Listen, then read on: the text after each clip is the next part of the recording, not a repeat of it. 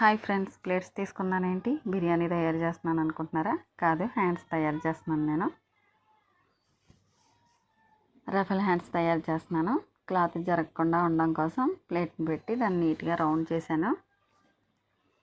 అది జరగకుండా ఉండడం కోసం నా స్టూడెంట్స్ అందరూ ఒక్కొక్క చేసేసారు. దాని పక్క తీసేసాను. ఇప్పుడు మార్కింగ్ చేసిందాన్ని నీట్గా కట్ చేయడం కోసం క్లాత్ కదలకుండా ఉండాలి కదా, అందుకని పిన్స్ పెట్టేసాము అందరం కలిసి. ఇప్పుడు కత్తిరి ఎక్కడ ఉంది? ఓకే, కత్తిరి దొరికింది. కట్ చేసేస్తున్నాను. నేను నీట్గా రౌండ్గా కట్ చేసేస్తున్నాను.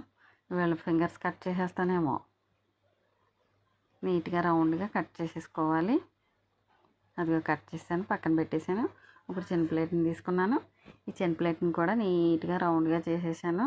దాన్ని కూడా కదలకుండా ఉండడం కోసం నా స్టూడెంట్స్ సహాయం చేశారు.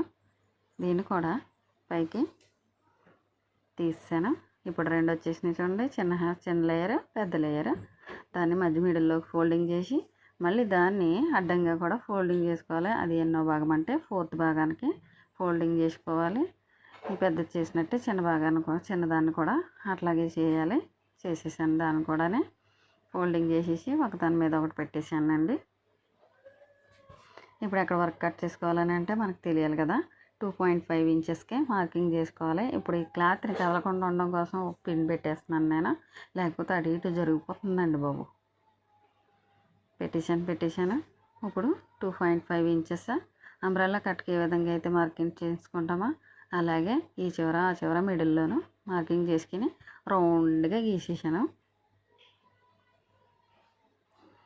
ఇప్పుడు కట్ చేసేయాలి. కత్తిరిది దొరికేసింది చూడండి. కట్ చేసేస్తున్నాను.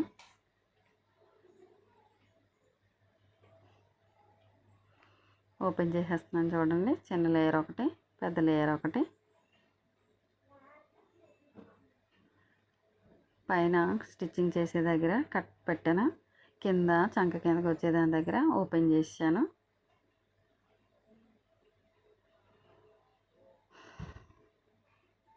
పెద్ద లేయర్ మీద చిన్న లేయర్ పెట్టి స్టిచ్చింగ్ చేసేసుకున్నా పర్వాలేదు. స్టవ్ ఫస్ట్, లేకపోతే బాడీ పార్ట్ మీద పెట్టి దానికి సపరేట్ చేసుకున్నా పర్వాలేదు.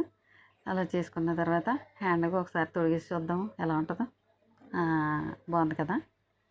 అయితే బాడీ పార్ట్కి కూడా అతికేసి ఒకసారి చూసేద్దాం రండి.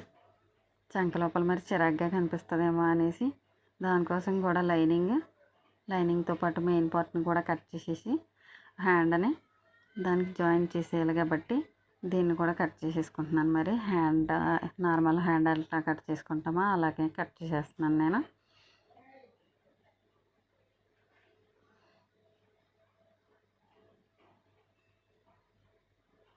కట్ చేసేస్తున్నానండి నీట్గానే. ఓపెన్ చేసేసుకుంటున్నాను. కింద జాయింట్ చేసి ఉన్నది దాన్ని ఓపెన్ చేసేసుకుంటున్నాను.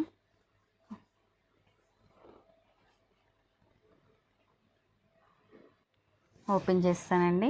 ఇప్పుడు మెయిన్ పార్ట్ మీద లైనింగ్ పార్ట్ని పెట్టి ఒక 1/2 ఇంచ్లో స్టిచ్చింగ్ చేసేసుకుంటున్నాను. ఫటాఫట్ మని దాన్ని పైకి తిరిగివేసి స్టిచ్చింగ్ నీట్గా ఉండడం కోసం ఒక స్టిచ్ చేస్తాను. దాన్ని మరలా తిరిగేసి చుట్టూరు వేసేస్తున్నాను ఒక స్టిచ్ని. చుట్టూరు ఉన్న వేస్ట్ని ఫటాఫట్ మని కట్ చేసేసుకోవాలి.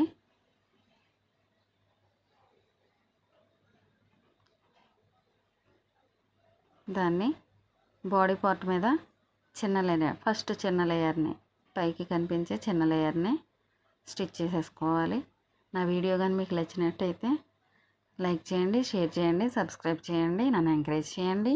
ఇంకా ఎక్కువ వీడియోస్ తీయడానికి నాకు అవకాశం ఉంటుంది. మీరు ఎంకరేజ్ చేస్తే కామెంట్ చేయండి. మీరు కామెంట్ చేస్తే ఏమనుకుంటున్నారో నాకు తెలుస్తుంది కదా. మరి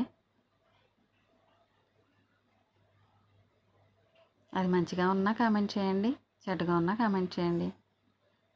మిస్టేక్స్ అయితే కరెక్ట్ చేసుకోవడానికి ఉంటుంది కదా. చిన్న లేయర్ని చేసాం కదా, ఇప్పుడు పెద్ద లేయర్ని అందరూ అనుకుంటారు ముందు పెద్ద లేయర్ని చేయాలి తర్వాత చిన్న లేయర్ని చేయాలని అనుకుంటారు. కానీ ముందు చిన్న లేయర్ని చేసి తర్వాత దానిపైన పెద్ద లేయర్ని చేయాలి.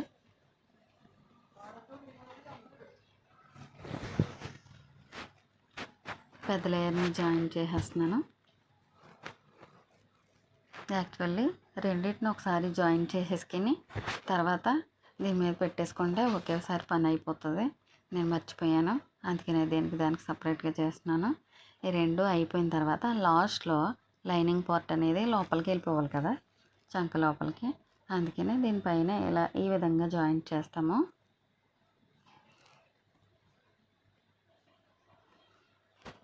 దీన్ని కూడా జాయింట్ చేసి నీట్గా జాయింట్ చేసుకోవాలి.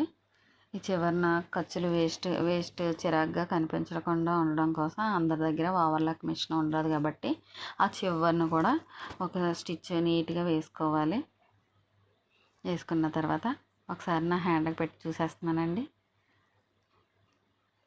బాగుంది కదా, చాలా బాగుంది. బ్లౌజెస్కే కాకుండా డ్రెస్సెస్కి కూడా సూపర్ ఉంటుంది. ట్రై చేయండి ఒకసారి. నా వీడియో కానీ మీకు నచ్చినట్లయితే లైక్ చేయండి, షేర్ చేయండి, సబ్స్క్రైబ్ చేయండి.